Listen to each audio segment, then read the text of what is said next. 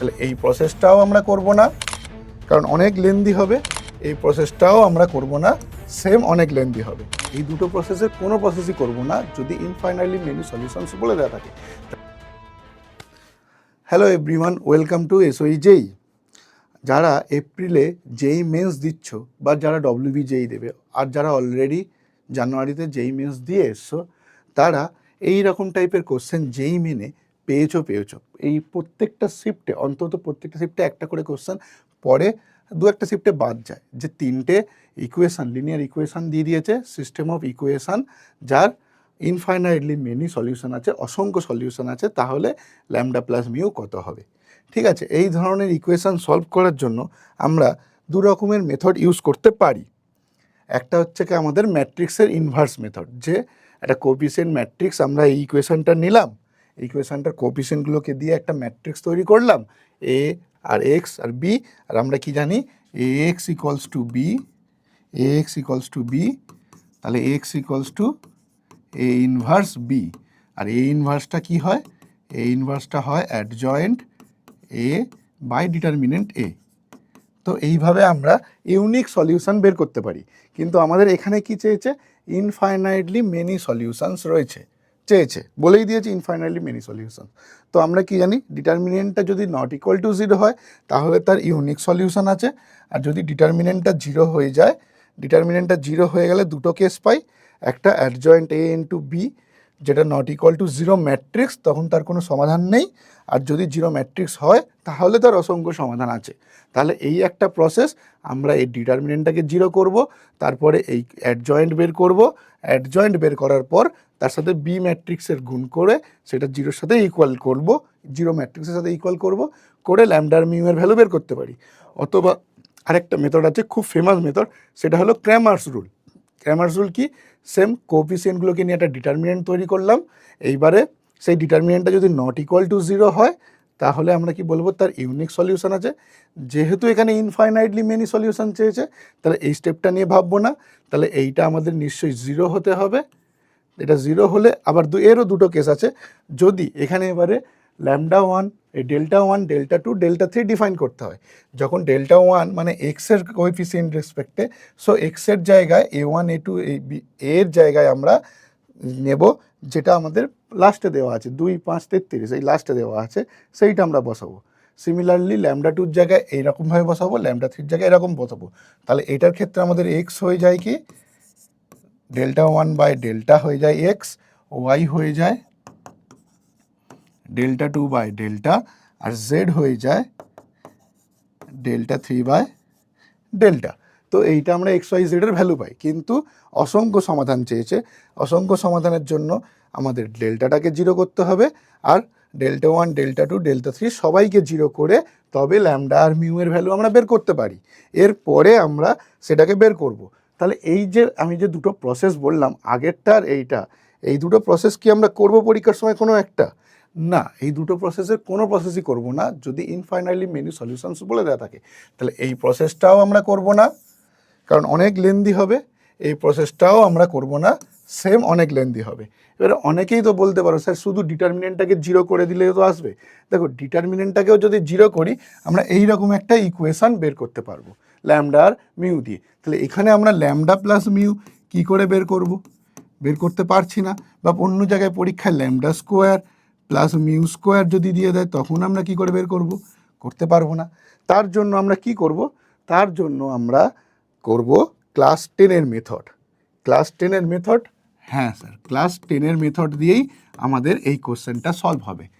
Infinitely many solution বলা মানে কি, এই যে তিনটে equation ultimately same equation, ultimately same ইকুয়েশানকে রিপ্রেজেন্ট করতে চাইছে, তবেই না ইনফাইনাইটলি মেনি সলিউশন হবে।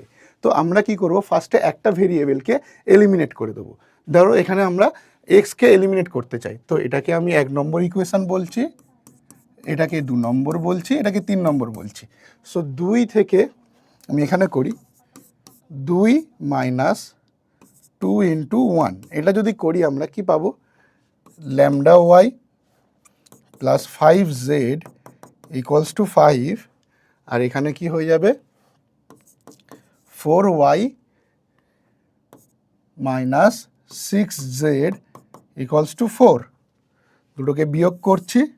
আচ্ছা 2x ছিল আর এখানে 2x হয়েছে, 2x কেটে যাচ্ছে, তাহলে lambda minus 4y minus Z equals to 1। এইটা একটা ইকুয়েশান পেলাম। আবার সিমিলারলি আমরা যদি 3 থেকে 1 বিয়োগ করি, 3 মাইনাস 14 ইন্টু 1 যদি করি, 3 মাইনাস 14 ইন্টু 1, তাহলে ফের 14x কেটে যাবে, তাহলে আমরা কি পাবো 3y plus mu Z equals to হয়ে গেল 33। আর কি পাচ্ছে এখানে 14 দুগুণে 28y মাইনাস 14 তিনে 42 জেড ইকুয়ালস টু 14 দুগুণে 28। এটাকেও আমরা মাইনাস করছি, এটাকেও আমরা মাইনাস করছি। ওকে ওকে, আমি এখানে একটা ভুল করেছি, কি এটা প্লাস মাইনাস হবে, এটা প্লাস হবে, এখানে মাইনাস হবে, তাহলে এটা হয়ে যাবে 11z হয়ে যাবে এখানে হবে এটা 11z ইকুয়ালস টু 1। আর এখানে আমরা কি পাচ্ছি, তাহলে এখানে আমরা পাবো minus 25y plus mu plus 42z equals to 8 5 13 5। So এই দুটো ইকুয়েশান পেলাম। এবারে আমরা কি বলতে পারি, যেহেতু ইনফাইনাইটলি মেনি সলিউশনস আছে, তো ছোটোবেলায় আমরা কি জানি, ক্লাস 10 আমরা কি জানি, ধরো এইটা একটা স্ট্রেট লাইন বা এইটা একটা ইকুয়েশান,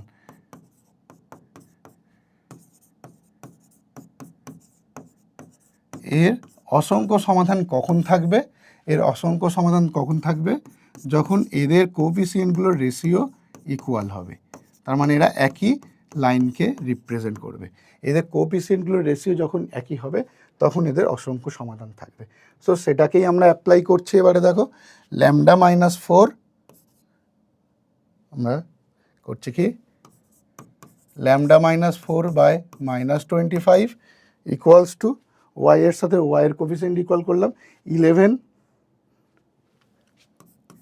বাই মিউ প্লাস 42, দেখো জেড এর সাথে জেডকে ইকুয়াল করলাম কোএফিসিয়েন্ট ইকুয়ালস টু 1/5। তাহলে প্রথমটা আর শেষটা যদি নিই, সেখান থেকে আমরা কি পাচ্ছি, lambda minus 4 by minus 25 equals to 1/5। তাহলে ল্যামডা মাইনাস 4 হয়ে গেল -5, ল্যামডা হয়ে গেল -5 plus 4, that is -1 lambda equals to, দেখো ডাইরেক্ট ল্যামডার ভ্যালু পেয়ে গেলাম। আর এখান থেকে যদি আমরা দেখি mu plus 42 equals to 55, so mu equals to 55 minus 42 which is 13, mu equals to 13। তাহলে ইন্ডিভিজুয়ালি আমরা প্রত্যেকের ভ্যালু পেয়ে গেলাম, ইন্ডিভিজুয়ালি ডাইরেক্ট কোনো ম্যাট্রিক্স, কোনো ডিটারমিনেন্ট, কোনো কিছু না করেই, জাস্ট অপনয়ন আর ক্লাস 10-এর ওই দুটো সূত্র, এখান থেকেই আমরা কি বের করতে পারি, lambda plus mu -1 plus 13 equals to 12 হয়ে গেল আমাদের অ্যান্সার। কারেক্ট অ্যান্সার আমাদের 12 দাঁড়ালো। না আমাদের ম্যাট্রিক্স মেথড ইউজ করতে লাগলো,